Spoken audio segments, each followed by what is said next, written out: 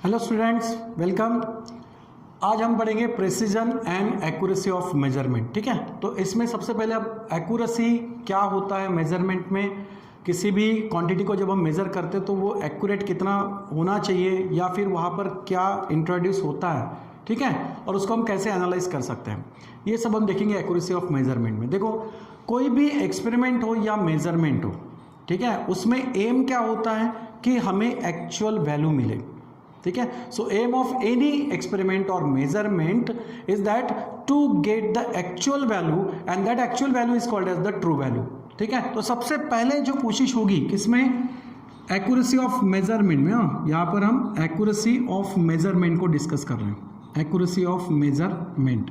Okay, ये जो ऊपर न्यूमेरिकल दिख रहा है ये बाद में आपको सॉल्व करके देंगे तो समझ में आएगा। पहले देखते हैं कि एक्यूरेसी ऑफ मेजरमेंट।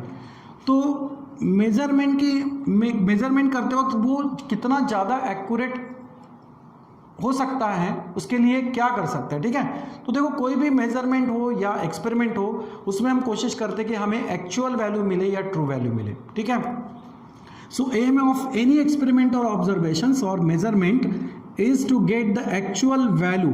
ठीक है, and that actual value is called as the true value. उसी को हम क्या कहते हैं, ट्रू वैल्यू कहते हैं। ठीक है, अभी ट्रू वैल्यू क्या होगी कि एक्सपेरिमेंट करते वक्त या मेजरमेंट करते वक्त जो हम रीडिंग्स ले रहे हैं, जो हम वैल्यू निकाल रहे हैं, अगर वो वैल्यू ट्रू वैल्यू से बहुत क्लोज है, इसका मतलब कि मेजरमेंट कैसा हुआ है, मोर एक्यूरेट हुआ है। उसी को हम कहते हैं accuracy of measurement. So when the readings और व्हेन द मेजरमेंट्स आर, ठीक है, व्हेन द रीडिंग्स और measurements are close to true value, ठीक है, क्लोज टू ट्रू वैल्यू, अगर मेजरमेंट या रीडिंग्स जो आपने ली है वो ट्रू वैल्यू से बहुत क्लोज है, ठीक है, so when the readings are close to true value is called as accuracy of measurement. ठीक है, उसी को हम क्या कहेंगे, is called as accuracy of measurement, accuracy of measurement. Okay, अब एक्यूरेसी ऑफ मेजरमेंट डिपेंड किस पे होता है, actually accuracy of measurement is depend on, ठीक है, ये किस पर डिपेंड होता है, डिपेंड ऑन सेंसिटिविटी और लीस्ट काउंट ऑफ एपरेटस या इक्विपमेंट। जिस एपरेटस या इक्विपमेंट को आप यूज करके कुछ क्वांटिटी मेजर कर रहे हो, उस एपरेटस का या उस मेजरिंग इक्विपमेंट का लीस्ट काउंट और सेंसिटिविटी डिसाइड करता है accuracy of measurement. So accuracy of measurement is depend on the sensitivity, ठीक है, या फिर इसको कह सकते हो सेंसिटिविटी और लिस्ट काउंट, ठीक है, और list count of the equipment और एपरेटस। ठीक है, इक्विपमेंट या एपरेटस का लिस्ट काउंट और उसकी सेंसिटिविटी डिसाइड करेगा एक्यूरेसी ऑफ मेजरमेंट। अब जब भी हम कोई भी क्वांटिटीज को जब मेजर करते हैं, एक्सपेरिमेंट करते हैं, रीडिंग्स निकालते हैं, उस वक्त वहां पर कुछ एरर इंट्रोड्यूस होती है। ठीक है, तो एरर जो इंट्रोड्यूस होती हैं वो एरर कम हो, ये कब हो सकता है, जब हम मेजरमेंट कर रहे हैं या जब हम उसको कैलकुलेट कर रहे हैं, रीडिंग्स ले रहे हैं, वो जितनी ज़्यादा एक्यूरेट होगी उतना वहाँ पर एरर क्या होगा, कम होगा। यानी हम कह सकते हैं कि there is high accuracy of measurement. ठीक है, so higher accuracy that means अगर आप जितना एक्यूरेटली एक्सपेरिमेंट परफॉर्म कर रहे हो, सो हाइयर एक्यूरेसी, इसका मतलब होगा if higher accuracy smaller is the error. ठीक है, स्मॉलर इज द एरर, जितना हाईली एक्यूरेट आप मेजरमेंट ले रहे हो उतना ही उसमें एरर क्या होगा, कम से कम होगा। ठीक है, अब ये जो एरर इंट्रोड्यूस होती है यहाँ पर, दिस एरर इज एक्सप्रेस, ठीक है, error is express in two way, इसको हम दो तरह से एक्सप्रेस करते हैं। So error is express in the two way. First is the absolute error, ठीक है, पहला क्या होता है, एब्सोल्यूट एरर, और एब्सोल्यूट एरर से भी जो मोर यूजफुल होता है वो है रिलेटिव एरर।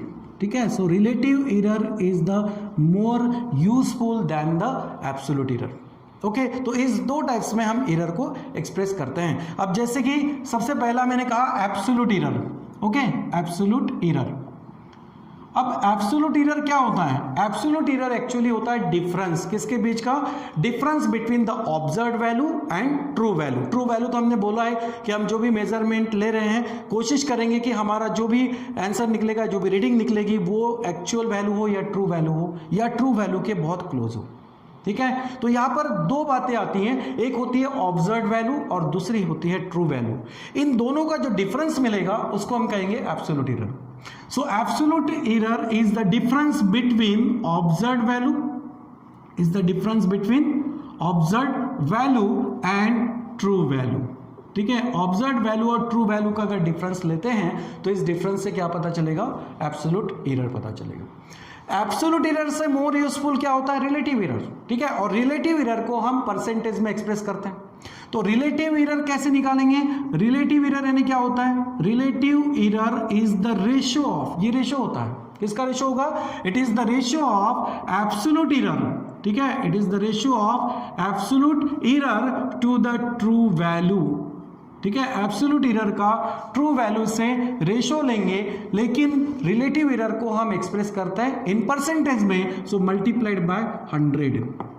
ठीक है, तो एब्सोल्यूट एरर और रिलेटिव एरर, इन दो तरह से हम एरर को एक्सप्रेस करते हैं और कोशिश करते हैं कि भाई एरर कम से कम आए ताकि हमारा जो मेजरमेंट होगा वो एक्यूरेट रहेगा। ठीक है, तो एब्सोल्यूट एरर और रिलेटिव एरर को हम कैसे सॉल्व कर सकते हैं, कैसे निकाल सकते हैं, उसी के लिए ये न्यूमेरिकल्स यहाँ पर मैंने लिख के दिया। ठीक है, अब न्यूमेरिकल्स की तरफ देखो कि यहाँ पर क्या है कि in laboratory experiment 10 grams of potassium chlorate. ठीक है, पोटेशियम क्लोरेट कितना लिया है, 10 ग्राम। अब 10 gram of potassium chlorate samples में क्या हो रहा है, डिकम्पोजिशन, वो सैंपल डिकम्पोज हो रहा है, पोटेशियम क्लोरेट डिकम्पोज हो रहा है and gives the following data. Decompose होने के बाद क्या मिल रहा है, the sample contain 3.8 grams of oxygen and the actual mass of oxygen in the quantity of potassium chlorate is 3.92 gram. Actual अगर क्वांटिटी देखा जाए ऑक्सीजन की, किसमें, पोटेशियम क्लोरेट में, ठीक है, तो वो कितना है, एक्चुअल क्वांटिटी ऑक्सीजन का है 3.92 ग्राम। तो ये हो गई actual value, that's a true value. और ऑब्जर्व्ड कितना हो रहा है, द सैंपल कंटेन 3.8 ग्राम। ठीक है, समझ में आ रहा है। यहां पर हम एक्सपेरिमेंट क्या कर रहे हैं, डिकम्पोजिशन, किसका, पोटेशियम क्लोरेट का। ठीक है, potassium chlorate, that's a KClO3। तो पोटेशियम क्लोरेट का जब डिकम्पोजिशन होगा वहां से क्या मिलने वाला है, ऑक्सीजन। ठीक है, अब ऑब्जर्वेशन ये मिलता है कि 3.8 ग्राम ऑक्सीजन वहां सैंपल में है, ये अपना ऑब्जर्वेशन है। बट एक्चुअल कंटेंट्स अगर देखा जाए तो actual mass of oxygen in the sample कितना मिल रहा है, 3.92 ग्राम। पूछा क्या है, calculate the absolute error and relative error. तो उस न्यूमेरिकल्स को सॉल्व करने के लिए, ठीक है, क्या कर सकते हैं, जो डेटा दिया हुआ है उस डेटा को हम लिखेंगे। तो डेटा क्या कहता है कि हमें कितना ऑब्जर्व हुआ सैंपल में ऑक्सीजन, 3.8 ग्राम। ओके, सो हम बोलेंगे ऑब्जर्व्ड वैल्यू। ठीक है, इसको हम क्या कहेंगे, observed value of oxygen. Observed value of oxygen कितना ऑब्जर्व हो रहा है, 3.8 ग्राम। ओके, एक्सपेरिमेंट या डिकम्पोजिशंस करते वक्त सैंपल में 3.8 ग्राम ऑक्सीजन ऑब्जर्व हो रहा है, लेकिन न्यूमेरिकल्स में क्या कहा है कि एक्चुअल मास ऑफ ऑक्सीजन जो है वो कितना है, 3.92 ग्राम है। एक्चुअल वैल्यू इसका मतलब होगा true value. So true value of oxygen, true value of oxygen in potassium chlorate. ठीक है, observe value of oxygen in potassium chlorate 3.8 और एक्चुअल वैल्यू या ट्रू वैल्यू कितना मिल रहा है, 3.92 ग्राम मिल रहा है। ओके, अब इससे हमें क्या निकालने के लिए बोला है, absolute error and relative error. Absolute error का फॉर्मूला क्या है, observed value minus true value. तो सबसे पहले निकालते हैं एब्सोल्यूट एरर। ठीक है, एब्सोल्यूट एरर क्या आएगा, एब्सोल्यूट एरर फॉर्मूला क्या है, observed value minus true value. Okay, observed value कितना है, 3.8 ग्राम, इतना ऑब्जर्व हुआ है, बट एक्चुअल वैल्यू कितनी है, 3.92 है। ओके, इसका डिफरेंस लेंगे तो कितना आएगा, 0.02। ओके, 0.3 ये स्मॉलर नंबर है, ग्रेटर नंबर है, तो 3.92 में से 3.80 ये सब्ट्रैक्ट कर दो। ठीक है, कितना, सॉरी 12 2 9 - 8 1 और ये 0.12। अब ये 0.12 जो आंसर आया है ये क्या है, it is the absolute error. Okay, लेकिन स्मॉलर नंबर में से ग्रेटर नंबर सब्ट्रैक्ट कर रहे हो तो आंसर क्या आएगा, यहाँ पर निगेटिव आएगा। और ये निगेटिव साइन क्या बताएगा, निगेटिव साइन ये बताएगा कि एक्सपेरिमेंटली जो आपने रिजल्ट निकाला है वो रिजल्ट एक्चुअल वैल्यू से -0.12 से क्या है, कम है। So experimental result is lower than the true value by 0.12. ठीक है, क्योंकि देखो 0.92 ग्राम एक्चुअल था, हमें ऑब्जर्व कितना हुआ 3.8, मतलब एक्चुअल जो हम एक्सपेरिमेंट करके जो रिजल्ट निकाल रहे हैं वो रिजल्ट एक्चुअल वैल्यू से या ट्रू वैल्यू से कम आ रहा है, कितने से 0.12 से. So this minus या negative sign shows that the experimental result is lower than the actual value. Okay, तो इस तरीके से क्या मिल जाएगा, एब्सोल्यूट एरर मिलेगा. अब एब्सोल्यूट एरर के बाद क्या निकालना है, relative error. Okay, relative error. Relative error क्या होता है, रेशो. किसका रेशो होगा, it is the ratio of absolute error upon true value, but percentage में इसको एक्सप्रेस करते हैं, सो मल्टीप्लाइड बाय 100. ठीक है, तो एब्सोल्यूट एरर कितना आया है, 0 minus 0.12 and divide by true value. इसकी ट्रू वैल्यू एक्चुअल वैल्यू कितनी है, 3.92 और मल्टीप्लाइड बाय क्या है, 100. अब इसका जो भी आंसर आएगा वो हम किस में एक्सप्रेस करेंगे, परसेंटेज में. ओके, परसेंटेज में इसको सॉल्व करेंगे तो -3.06 इतना आएगा.